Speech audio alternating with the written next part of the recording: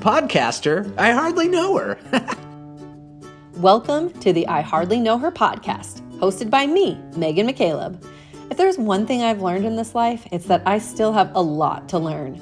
This podcast is your invitation to expand your understanding on all sorts of topics and shake things up a little bit. Listen in and learn something new from the stories, professional insights, and a wide range of expertise shared by me and my incredible guests. And remember, my friends, you don't have to be a big deal to do big things. We are back with the I Hardly Know Her podcast, and I'm super excited to have Jeanette with me today. We just returned recently from a long adventure. It felt really long, and yet simultaneously was like a blink. Yeah. We decided quite some time ago that we were going to attend a performing arts festival in Edinburgh, Scotland. And so we just did it. And what's fun about this is we both have been doing improv for a long time. We both very much believe that improv and yes and is a way of life. It's a way of really getting the most out of our life experiences, I think. And it's kind of crazy. Like I did tell a couple people, Jeanette, that we had not ever performed the show that we were taking together because I live in Boise, Idaho. Jeanette lives in Albuquerque, New Mexico. We hardly ever see each other in person, though we've known each other for 12 years-ish now. Yeah. And it's just, I thought the ultimate act of improv, because we both practiced the rules. So we knew the framework, general concept, and we're like, what better place than to go across the world where no one would know us anyway, however it goes. And now we're back and unpacking and getting back into things. But we wanted to share with you some tips, some travel tips, both improv related and life. But what was it like for you, Jeanette? I'm not to put you on the spot, and I'm sure I'll brace myself for any critical feedback. What did it feel like to you to not only make that commitment, then to go do this trip, and like any thoughts that you've had in the past several days since we've been home recovering? Totally. I mean, people have been asking me about this experience since we got home. We got home late Sunday night, and I have been asked by everyone, I want to hear about Edinburgh. I want to hear about Fringe. And I was like, I just need to catch up on my sleep. I need to unpack some things for myself. And not, honestly, this is one of the first experiences I've had like this where I needed to download, and nothing was like, it wasn't a negative thing. It was just, there was a lot to take in. Like you said, we've known each other for a long time. We have a lot of trust for each other. We have a lot of trust for the art form, and putting into practice, but going across the world with somebody that we've never traveled with, right? Yeah. And being in a country we've never been in, doing a festival we've never done before. Because, I mean, you're also no stranger to arts festivals. I mean, Right. And so I'm not either, but you've created and run them for several years where I've just participated in them. And so I'm still like processing it. It's been really eye-opening about myself because it was a challenge for me to, in a good way, it was a challenge for me to kind of let go of control, because there's so many things that are uncontrollable anyways, that it was really nice to have you kind of reminding me that you were there for the process, no matter how it kind of unraveled.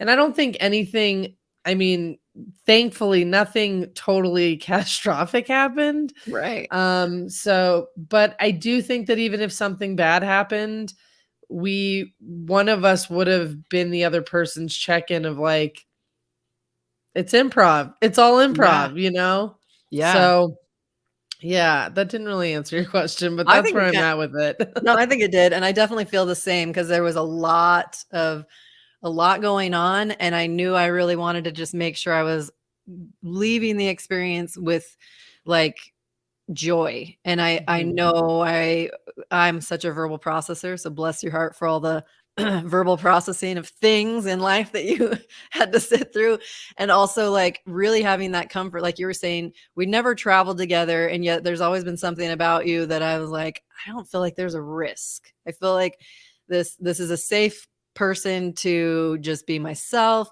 And then as things unfolded and we learned more about what was going on with the festival and a lot of things, that no matter how much we did think we were preparing, Yeah. there was still a lot that were like, oh, well, that would have been helpful to know. And yet it didn't bug me. Like none of those Yeah. things bugged me, because I knew I was like really in it to experience the traveling part of it. A lot of the things that I have on my vision board and bucket list of places I want to go and see, and really seeing if I could embody what I teach and what I Mhm. feel obsessed with. And I do feel like having some of that free flow was good. And it's just a total true testament that like no matter how much I feel like I try to be ahead of things by gathering information, this was like a lot more overload of like the preparation for this was so much more So much confusing and information. overwhelming, and Yeah. deadlines and things that didn't really seem to actually have amounted to anything specific. I was like, Yeah. yeah, okay, well, now we know.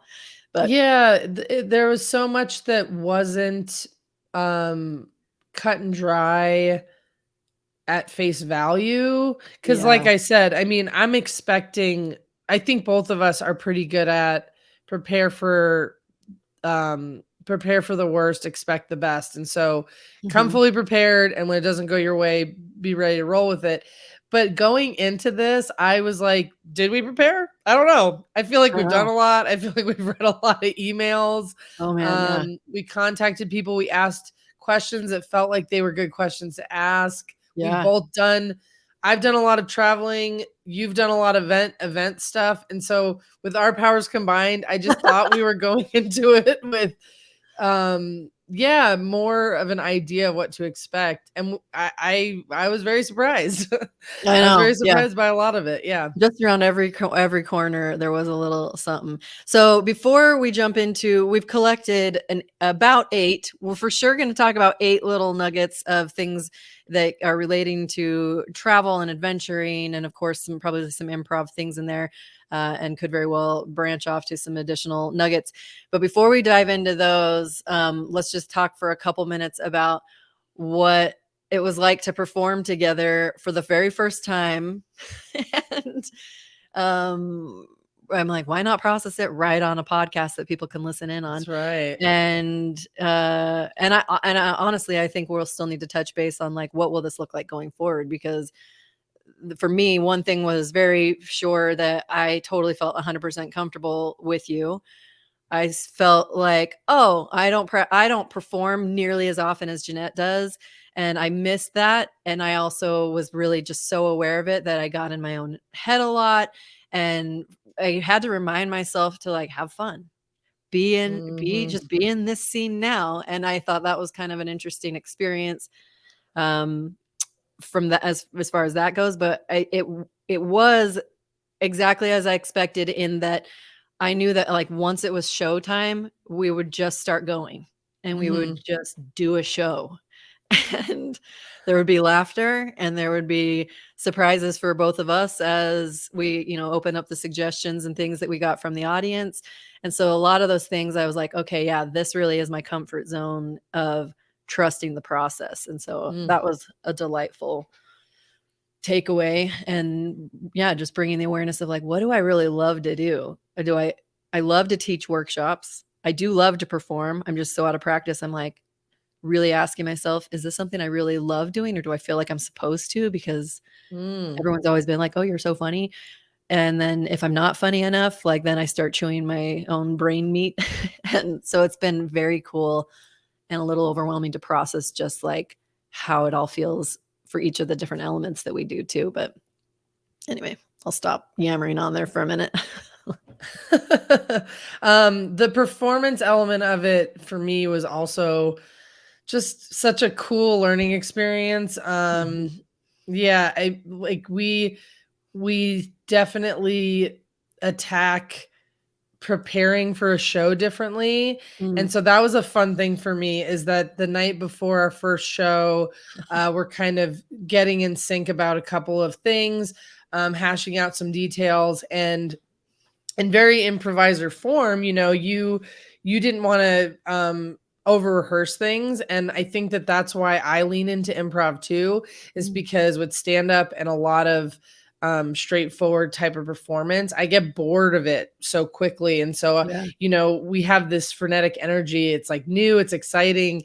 And we would go through some stuff, and then you would be like, okay, let's leave it there, and let's discover stuff as we're moving forward. And that was like a really fun reminder for me, because that is what I love about improv too. I love that you have to learn from it in that moment, and then it's fleeting and you're never going to experience it the same way. Something else that was really fun for me and challenging was we had to be ready to pivot on a dime when we didn't know how many audience members we were going to have, because improv relies so heavily on input from multiple parties, unless you're doing solo improv. But whether it's getting input from each other, or we designed a show where we wanted a lot of input and a lot of vulnerability from the audience. And so just figuring out how do we take care of an audience when there's only a couple of people there? And then how do we honor an audience when there's a lot of people there, and make sure that everybody feels like they're a part of the show? Because that's what our show was. It was getting everybody involved and feeling like they were a part of the experience. And so, it was a cool ride. I'm glad that we did that. We had, was it like 10 rehearsals for the future of our improv show, basically. Right. Yeah, exactly.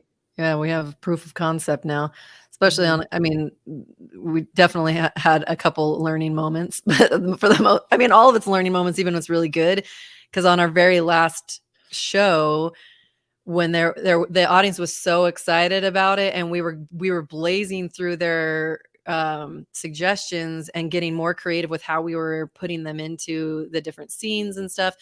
And they were still writing them and throwing them out there.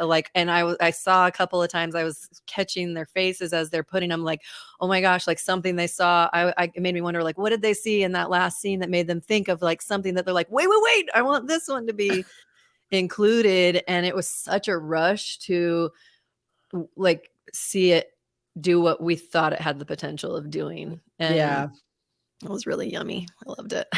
Our closing night of our straight show before the workshops was such a beautiful proof of concept that we were kind of finding the form as it was unraveling in front of everybody, because we were like, oh, this is the thing that's fun, is that people are bringing us more suggestions and more suggestions, and we're creating a form based on that. And, I teach improv locally here in Albuquerque, and something that I always try to impart on people is there's all these forms in like long form, and then scenes or games in short form. They have special rules to each one of them, right? That's what makes them unique. And once you learn them, you make up your own stuff. Like the beauty of it is learn all of the rules to break all of the rules. And it really felt like we were embodying that in that final show, where we were like, oh, we found our form. Our form like came to us in this like beautiful experience with these 20 people that we're never gonna see again. I know. That was so funny. I loved it. Well, you'll all have to stay tuned, folks, to see where the next not the next iteration. It's really just like, now I think we really understand what it could be, and it'll be an excellent addition to your holiday parties at your company function. So hit us up. Especially if you want to air your grievances about things in the workplace in a safe way, so that those subjects can be brought up and you don't have to be personally held accountable. It'd be so, you can do a lot of catharting, as we were saying. A lot of catharting. Okay, so let's jump into it. Tip number one, packing appropriately for travel, especially in this case where it's a long amount of time. And we had multiple things going on with weather factors, performance clothes, tourist clothes, rain gear, all the things. And now it's like I feel like I could have probably done things a little better knowing what I know now, and yet I knew enough information to at least sort of wrap my mind around it. But what my biggest takeaway from that was, especially coming home and unpacking and looking at how much stuff I have, I was Uh-huh. like, there is so much stuff. And I actually I might have packed different items, but I actually would have packed less, I think, Yeah. than overall. Yeah, I think same. I was nervous that I would want a lot of different show clothes. And Same. I didn't even pack, I don't feel like I packed a lot of show clothes, but I mean, I have a nice pair of dress slacks that I wear for a show. That's all I needed. I only Yep. really needed one pair of dress pants, and I brought a couple of those, and then I brought a skirt. And the the person I am is I'm like, well, I don't know how I'm gonna feel that day. And it's Same. like, get over yourself, Jeanette. Like Yeah. your load is gonna be so much lighter if you just and once you're there, you're not like, I wish I brought this thing. You're just like, cool, I have this clothing in front of me. I'm gonna put it on and I'm gonna leave the house, you Yeah. know? I loved it, and it was I totally agree, and I was thinking having just, like, a little signature thing. I had a different pair of earrings every day, but I definitely could have done without the world's heaviest slacks, which apparently I own, and having several pairs of them.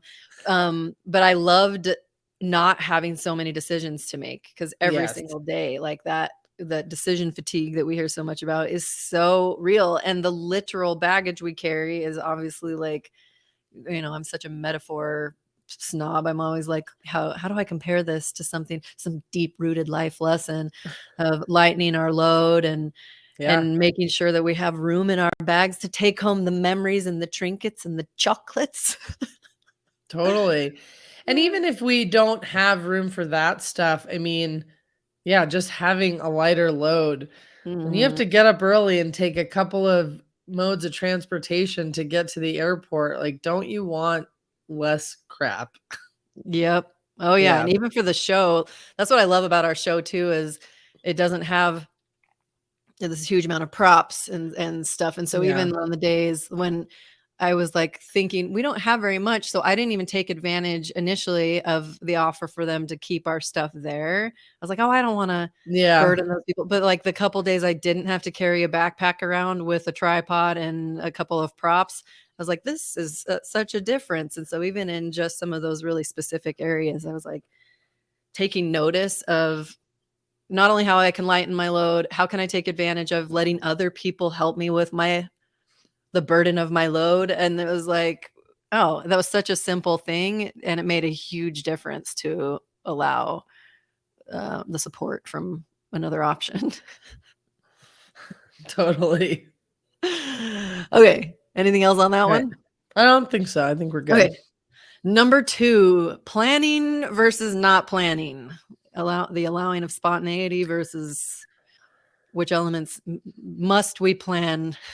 Yes. Oh my gosh. So this was a really fun experiment for me, honestly, traveling with you, Megan, because I honestly I do this thing normally when I travel where the couple of days leading up to leaving, I'm like ready to be excited. And so I look at what's going on in that city. In this case, of course, I'm like, what shows do I want to see? Yeah. What landmarks do I want to see?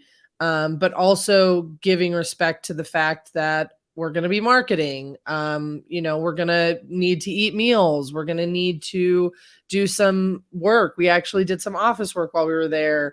Um, and we're just going to need time to like chill the F out. And I'm not good at chilling out when I go on vacation, but this is like it was such a different version of traveling. And so that was really the reason I said it was an interesting experiment and a good experiment for me is because I like to follow your lead on that. And I do think that you did a good job of being like, okay, like we have some stuff we have to be ready for. Like we know when we have to be ready for our show, and we know these like events that we had pre-planned that we were doing over Zoom for work. But beyond that, you were kind of like, let's see where the day takes us. And that was a good reminder for me, because I think that I would have gotten really sick probably if I tried to push myself as much as I am inclined to do. And I think that you have a better sense of just like taking care of your body in that way. Yeah, so there were moments where I was like, I wish we were like planning this a little bit more. And then I would see you not stressed about that. And I was like, all right, cool. I don't need to worry about it. Yeah, yeah, totally. I love it. Yeah. So thank you for that. And I really have been in observational mode about what's working in my life and what's not working in my life. And I think there's a balance, because I definitely am super comfortable in just being ready to go with the flow. I definitely have in the past been like, when I go do this thing, I need to do this, this, this, and this, and have like so much crammed in for fear of missing out on something that I come home exhausted, and then I still feel like I might have missed something.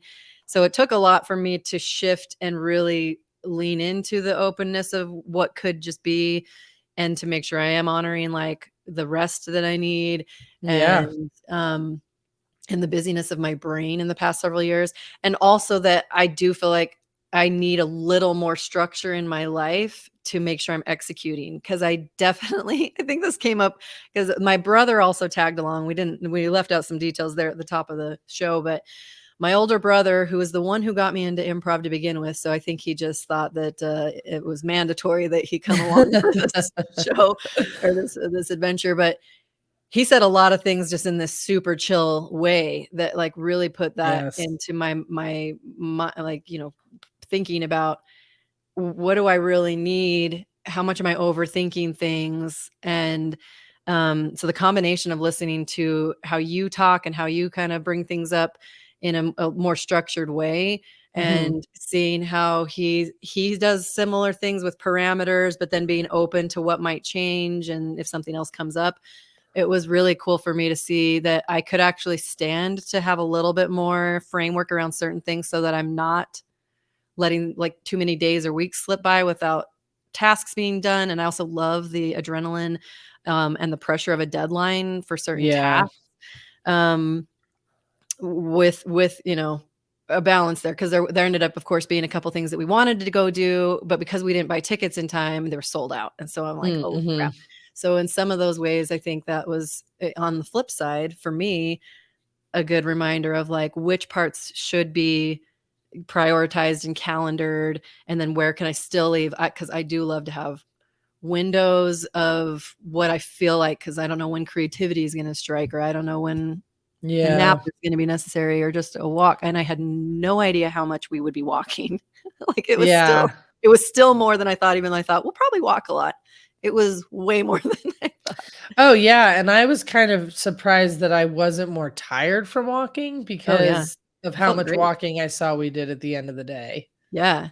Well, that leads in, I'm going to switch order these, because I think that actually leads better into the next tip of number 3, which is self-care. Self-care pro tips. Let's talk about that, because that kind of piggybacks right on what we were just now talking about.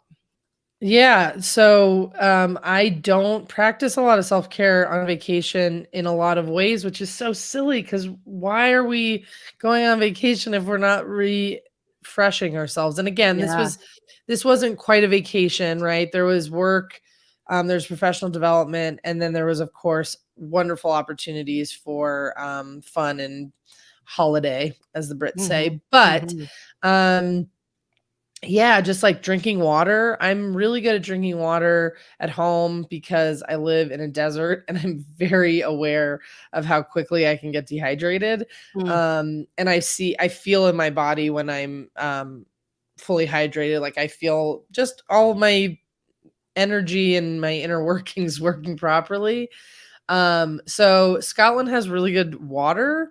And I think that made it easier to drink a lot of water. But yeah, just having a water bottle with you, even though it kind of felt like a lug. There was one day we decided not to bring a water bottle with us, and we were like, "What? Why? Why would we choose that?" Right. Yeah. Oh my gosh. So that's Yeah. a big one for me, was drinking water. What about you? Yeah. Yeah, for same. And also, yeah, like I didn't know, that's the farthest I've traveled, where on the way there, I was like, oh, this is going to be what jet lag is like truly, because I've been on some longer trips, but not that big of a time gap.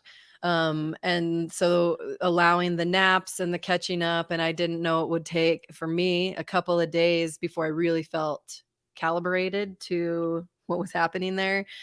um and not, I wanted to make sure that I didn't push myself so much that I didn't enjoy the trip. And I really, Yeah. my focus is that I want my life to be this way, where I am traveling and working simultaneously, because it's not realistic for most entrepreneurs to have their Right. own company and all of these things and then truly take massive amounts of time off. And while I do think downtime or totally unplugged time is great and love it in small doses, an overnight in the woods in Idaho, Mhm. I'll do that where I'm out of cell phone range in a 24-hour period. Long stretches, though, would never make me comfortable. So really seeing, Yeah. like, how do I make sure I'm still getting tasks done, doing some fun stuff during the day, and having the balance, because to me, that's what it's supposed to be like the people that preach that like have the dream Yeah. of your, or the life of your dreams. And so the awareness of like still tending to what I needed physically.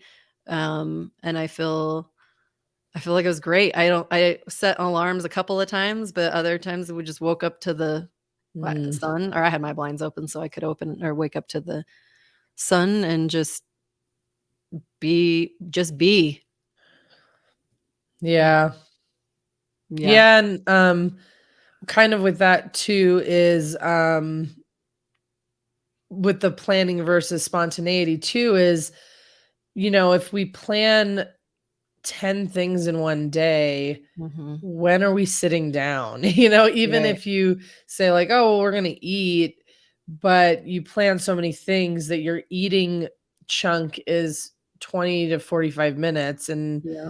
if you're walking around all day and you're exerting a lot of energy and you're learning new things, that all of that experience is going to consume calories. And so, Mhm. um, yeah, just like you're saying, having days where we said, tomorrow we're going to wake up and we're going to get a little bit of work done and we're going to eventually eat and then we'll see what happens and then we'll get ready for our show. And so that was a nice, again, for me, a nice reminder of what good is it to pack a bunch of stuff in if you're, either going to get sick before you go home. And so you lose 2 days because you're super sick and worn out on your trip, Yeah. or, yeah, it doesn't, you're not going to associate those memories, and cherish those memories in the same way if Yeah. they're associated with like, and then my knee was swollen because I wasn't listening to my body when I was going up that hill, kind of thing. So, Oh, yeah, totally. yeah. And on the day, there was the day that you and I had several shows that we were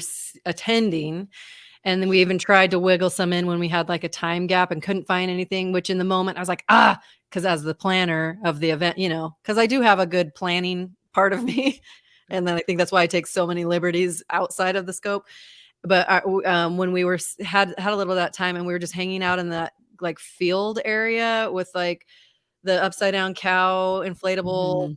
thingy. What is that called? Like a courtyard thingy. We just Yeah. have like this little bit of downtime and a little bit of scroll time, a little bit of just like being around the energy of all these people that were excited about shows and just being in Scotland. And I was like, an afterthought of that moment was that I was glad that I had a moment of just, Mhm. not having somewhere to race off and be, and to digest some of the things I was experiencing as an attendee at the event and what types of things I want to take home as a tool to use in the future too. So it's all the things. We just need to listen to what our body is telling us be proactive in giving it the things that it needs so that it doesn't Mhm. get to breaking point. And speaking of things that it needs, food. Number 4, food. Ooh. And I Food is my favorite part of traveling. it's the best. I really didn't think a lot about it other than I knew I wanted pub food, Yeah. and I did not realize what a variety of delicious, authentic, like, just I don't even really have words for how totally Yeah, amazing it was. I agree. I kind of was expecting just, fish and chips and a steak and ale pie or a chicken pot pie of some sort. Mhm. So many immigrants have brought their delicious food to Edinburgh, and we reaped the benefits Oh my because god. we would have Italian, Turkish, a lot of Turkish food, so like Mediterranean, Middle Eastern, the Indian's great. I've been to London a couple of times. I know that the Indian is fantastic there, so I really wanted to try it. But yeah, the pub food was, I mean, it felt like they actually were trying to make good food and they weren't just Yeah. kind of giving you something to soak up the alcohol, which I feel like a lot of our pub food is basically doing, you know? Yeah. Yeah. Yeah, and what I loved about it was almost like a time warp of when we were in the restaurants, everything kinda slowed down, and it really made me Mm-hmm. appreciate how much that can be a time for community and for allowing your body to digest appropriately and to savor the experience. Because 'cause I'm very much used to, like, just eat for fuel, I'm on to the next thing, sometimes eating on Yeah. the go, and not always feeling like if food feels like a chore at a lot of restaurants, and especially because a lot of stuff near me is very fast food vibe, and everything's very fast food in general, even if it's a restaurant, because there's so much like Uber Eats and all the different things that just make it feel like it's go, go, go, go, go. And so it was not only delicious and a lot of unexpected things that I would never have known how to cook myself in a million years, but it was just such an art of like connectedness and enjoying, and it made the flavors so much yummier, I feel like in some cases, to just be in such a good energy.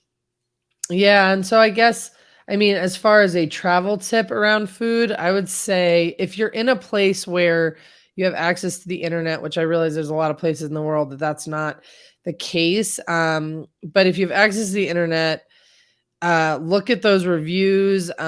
If you're familiar with TripAdvisor, I mean, if I saw that TripAdvisor sticker in a window of a restaurant, I don't know if you ever noticed it, Megan, but I was Mhm. like, oh, this place is gonna be good Oh, because yeah. I live and die by like crowd recommendations, like, Oh, what the yeah. masses are saying. And so, Uh, and you and I even talked about, like, we took pictures of all our food, and you and I talk about going in and reviewing restaurants so mhm. that other people, so we can pay it forward and other people can see what our experience was. And so if you have access to the internet before you go, or when you're maybe at your hotel or hostel or something, I would say try to map out some ideas for places that have decent reviews, but also just like try those like hole in the walls because those can be Yeah. gems too. Yeah, and even if you don't plan ahead, you've checked with your self-service provider because they might give you access at a nominal fee that you didn't agree to. Yeah, exactly. That was kind of Even fun if though on you some turn it off. right, Yeah. exactly. Oh my gosh.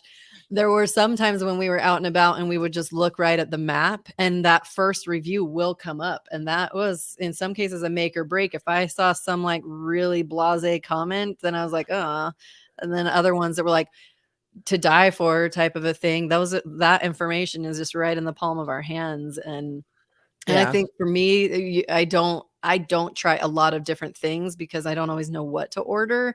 And I think that was a great way to expand my comfort zone, was to just trust it and try it. And I didn't have a bad meal that I can even think of. And there was stuff that I just wouldn't have even thought of. But when you just look at what's around you and and trust Yeah. that this must be something.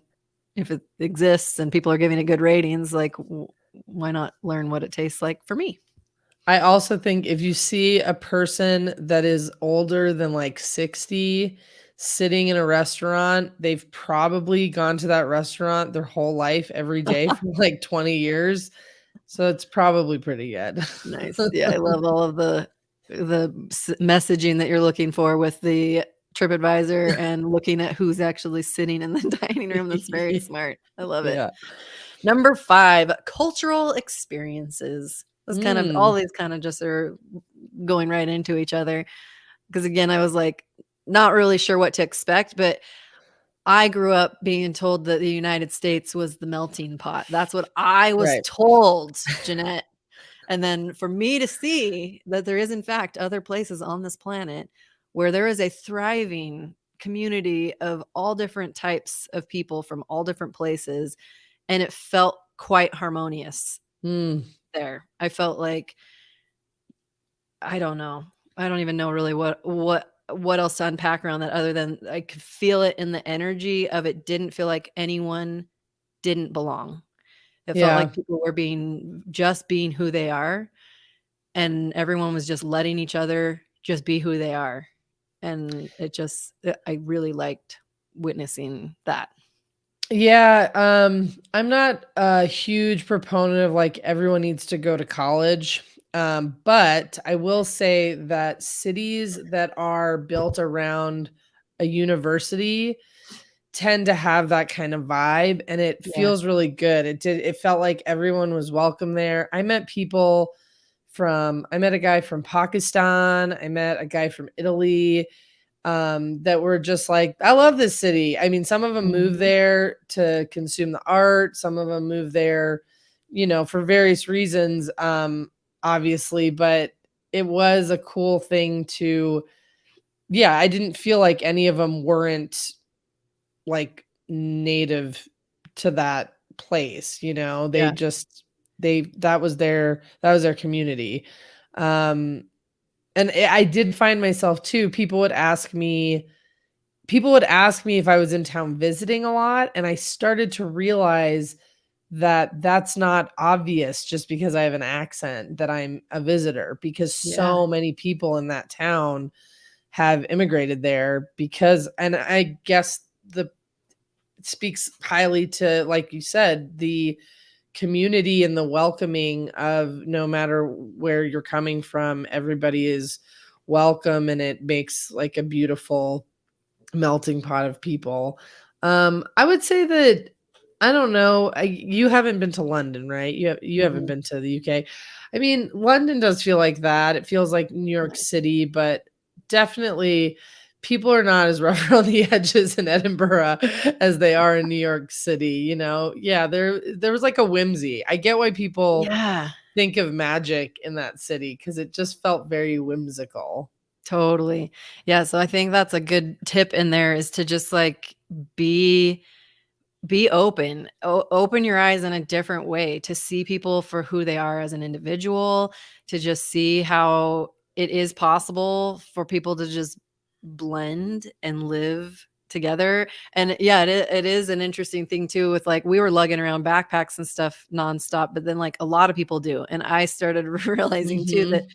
a lot of people don't even have cars. They're taking public transportation, which that's one of the things we'll get to. But just like you said, it didn't really look like any person was out of place or visitors per se. It's like everyone just seemed to be existing, and it was really fun to have conversations with different people. And so yeah, it was a nice little change, or I guess an enhancement to notice that we get to show up as we are, and it's always really great to feel like you're accepted, and to just have that put that energy back out there and just like let people be who they are as much as we want to feel that way. Like it's just really nice to not see a lot of challenging dynamics. Yeah. Yeah.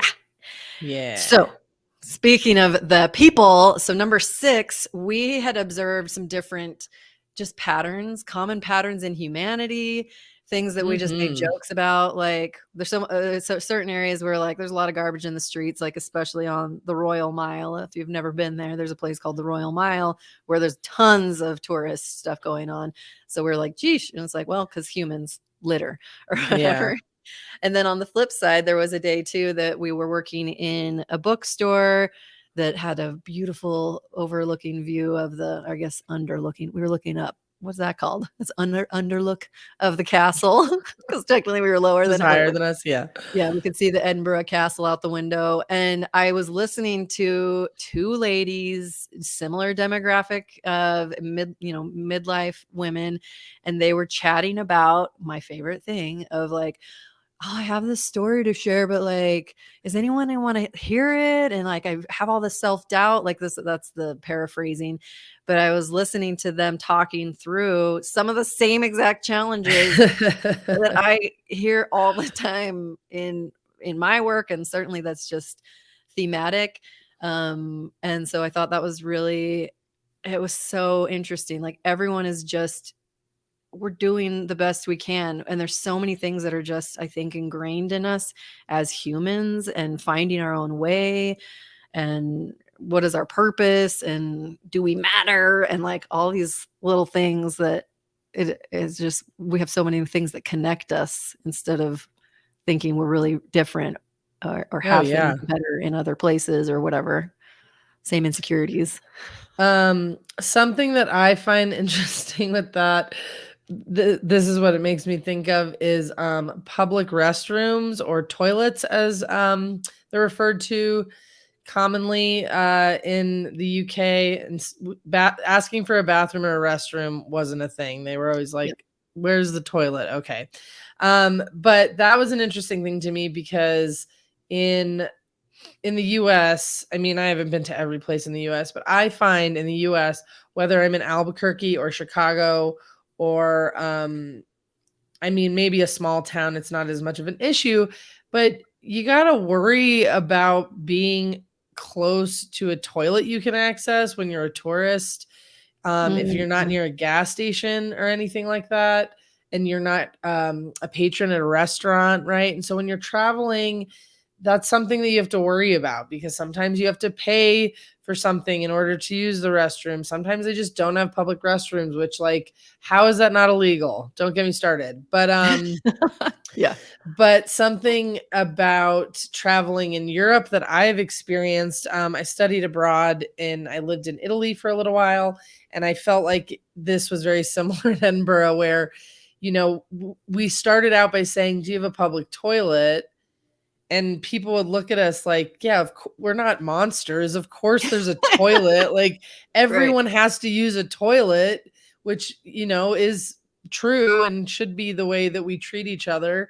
And so it was just a matter of walking into a place and like finding their toilet. And it's just a reminder of like, if you're a person who is fortunate enough to own an establishment that people are going to come into, and you sell your wares, or you own a restaurant, or you're in an office building, like just let people use your toilet. You know what I mean? Like we all need the toilet. And so, just that, like, it's a small, but big detail, I guess, of humanity is just, everybody poops. You know what I mean? Like we all got to use the toilet. Totally. Oh yeah. And especially because we're going to be hydrating ourselves as self-care from now on. We need to have access to that. It was funny to see the looks on people's faces like we're crazy asking for things. Yeah, we're like is it possible? And they're like, of course, go down the stairs into the little, you know, like troll alley because all of those buildings are so like windy and medieval. Yep. Yeah.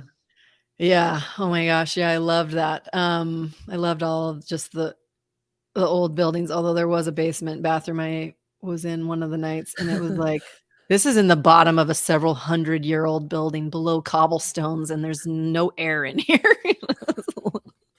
But besides that, there was relief of the toilet. That was my goal. So number 7, public transport. This, you guys, I wish we had better access to public transport in the community. I know it's like this in other cities, bigger cities probably than Boise and whatnot. Um, but I felt like it was kind of amazing to know that the flat we were staying in was right next to a tram stop, a bus stop.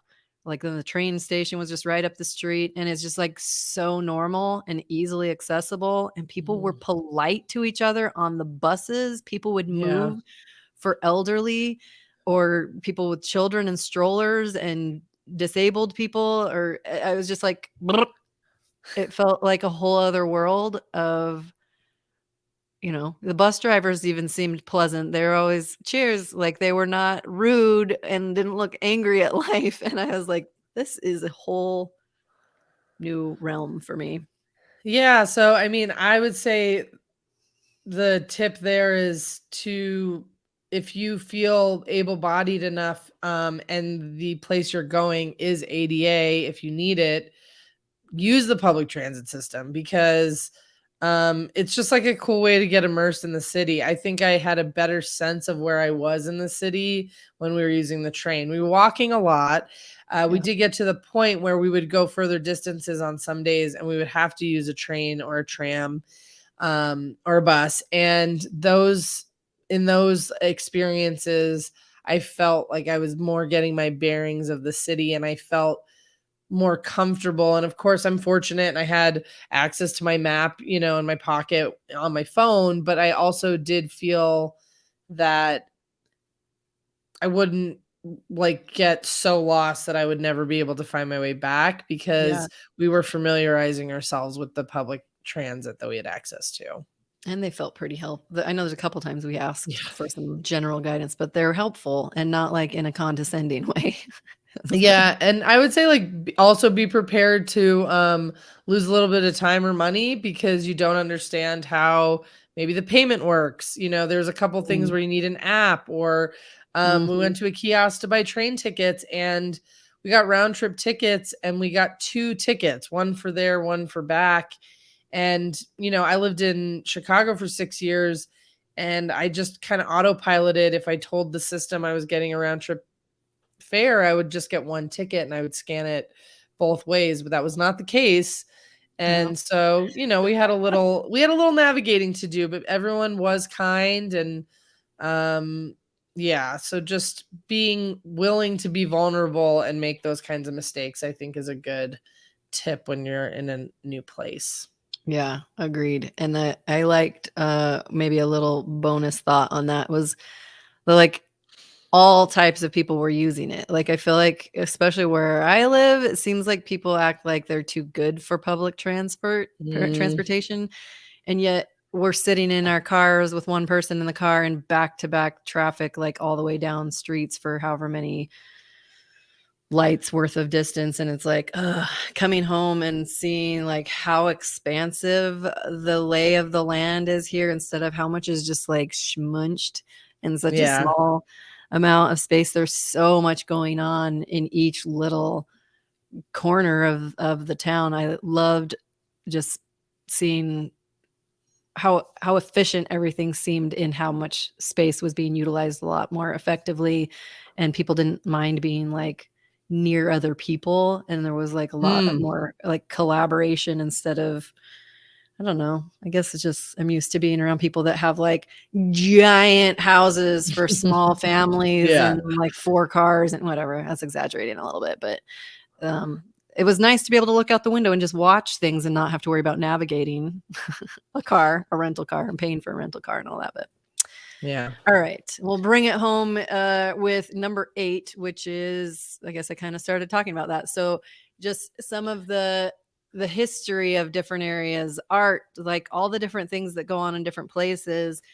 I think it's really true that traveling is the best way to learn.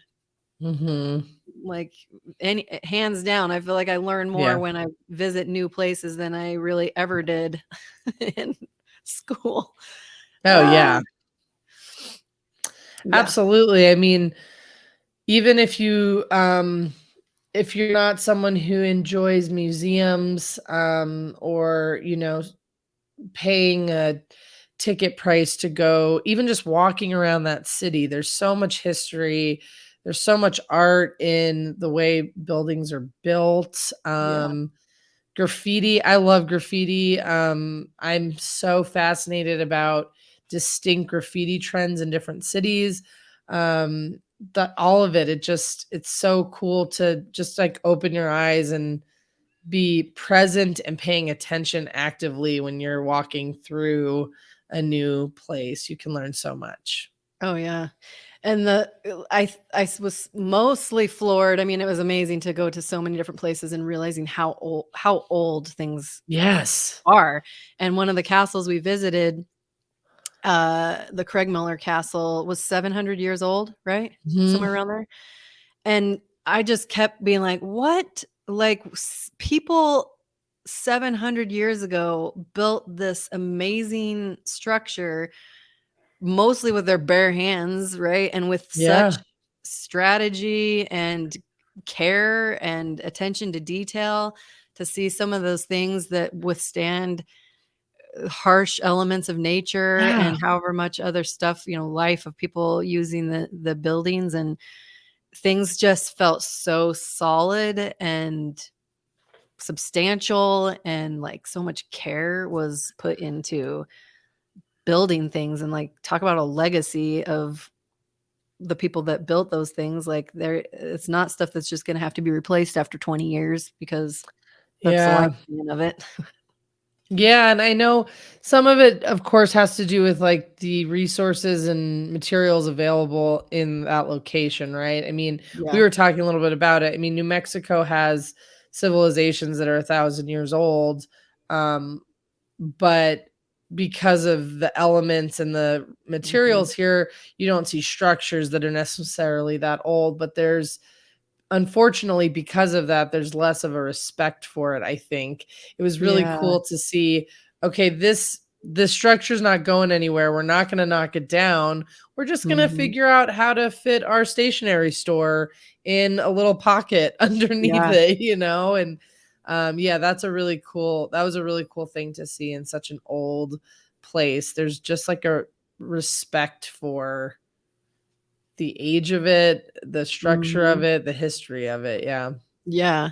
And I think the takeaway for me, or like a tip that I like to remind myself of, is to learn like what's applicable in my scope of understanding too, because I admittedly was not like a super good student in school. I'm not good at memorizing. I'm not good at like a lot of things. I thought I was just like the dumbest kid most of my school life because I was like, Mm, I can't retain this information, or I didn't have things connected to something relevant enough for me to understand life life application. yeah, And so I feel like a lot of the learning that can come from, just simple things of hearing. For me, it's a lot about like stories. And even when we were looking at the little Greyfriars Bobby, the story of a dog who for 17 years after his master died went to visit the grave site, right? And mhm, there's like a little statue, you can like touch his nose for good luck. There's like all these little things where when you look for them, you can hear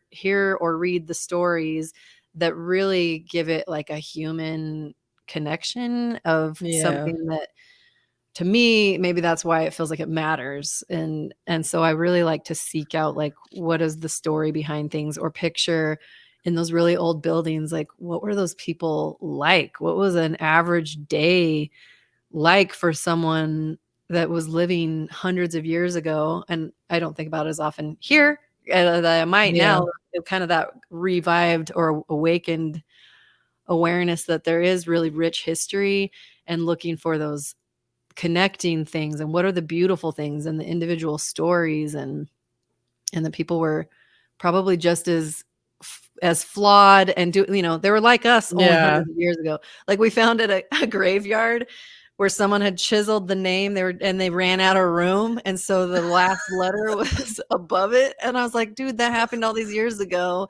And once you've chiseled all the way across a tombstone, you can't do anything else other than wiggle the T in There above. was And 2 important pieces of information on that tombstone that they did not space out properly. immortalized for all of eternity now. Seriously. It was probably that person's very first chisel job. Chisel job. I know. We were like, did they get fired? Was it their Right? last day? And they were like, I don't care. I know. Yeah. Who knows? I mean, that is so funny because it is like we're just of the same. We're humans. We're Yeah. all like we kind of have all We're these just doing same our parallels. best, you know? Yeah, I know it. Man, can you imagine if they could see the technology that would someday unfold where they No don't even way. have to chisel with their hands and tools? They can just, I don't know what tombstones are carved with these days, but I bet it's not by hand. No, I'm sure it's a laser. Yeah. Yeah. Oh, so there's just 8 fun facts, tidbits, and travel tips for those of you aspiring adventurists out there. And we had a great time, and it's just one step in life's experience for us. And I just like to encourage people to like try something new. And maybe it's not as a huge trip right away, but why not? Like, Yeah. I guess I've lived by the thought for way too long that like I might get hit by a bus tomorrow. Like I remember thinking that sometime in like junior high, and it's sort of always lingering in the back of my mind, but I don't like to put things off or like wait till the time is right to learn something new or to experience something, a different food or a different place to visit, and to ultimately like put into action my yes and passion of like what else is out there. If this thing exists out here, then what else can I learn about it? What else could be true about it? And how can I kind of have a little more well-rounded personal experience by yes-anding different people and places and experiences and rolling with it. Yeah, there's so much we can learn just by opening our eyes a little bit, trying something we don't know anything about. Yeah. Yeah. But also drink lots of water. Yeah. That's probably the number one tip. This is whether Yeah. you're traveling or not, please stay hydrated. Yes. And if you are interested in understanding how to transition your life into a truly yes and lifestyle, we're here for you. We That's at right. Improv Team Culture have the goods, and we'd like to deliver them to you and your team.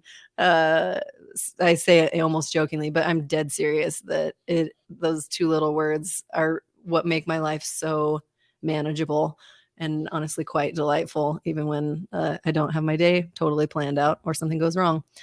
And even better when something's magical and we just get to expand the magic. So Improv Team Culture is our hub for bringing improv insights into the workplace for better leadership communication skills. We even have a very exciting event coming up. If you want to get yourself to Boise, Idaho on November 15th, 2023, we'll be in downtown Boise for a full day leadership communication summit called Captivate. And we're going to have all sorts of cool speakers and training experiences to help you become a more confident communicator, a more attentive leader, and maybe wet your whistle on what it could be like for you to share your story as a speaker and a better presenter in your field. Can't wait. Good stuff. Thanks for joining me, Jeanette, not only on today's podcast, but for life's amazing adventures. And we will catch you guys again soon. So grateful. Bye. Thanks for tuning in to the I Hardly Know Her podcast. For information about leadership workshops, public speaker training, and all things kooky Megan, check out improvteamculture.com. We'll catch you next time.